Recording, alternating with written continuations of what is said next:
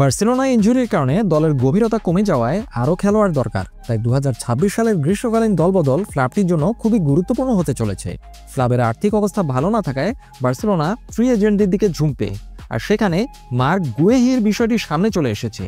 English এই defender অনেকদিন ধরেই বার্সেলোনার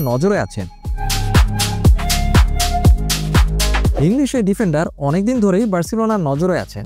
ক্রিস্টাল প্যালেসের সাথে তার চুক্তি এই মৌসুমেই শেষ হচ্ছে।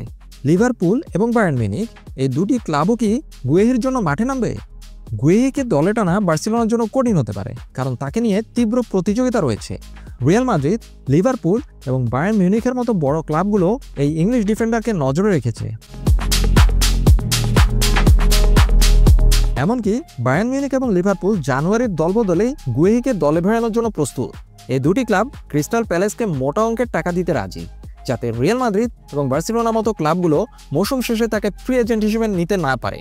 বার্সেলোনার জন্য এটি মোটেও ভালো খবর নয়, কারণ তারা কোনো বিডিং যুদ্ধে অংশ নিতে বা জানুয়ারিতে কোনো খেলোয়াড়ের জন্য অর্থ ব্যয় করতে খুব একটা প্রস্তুত নয়। তাছাড়া গুয়েহি নিজেও রিয়াল মাদ্রিদের হয়ে খেলার আগ্রহ প্রকাশ করেছেন বলে জানা গেছে।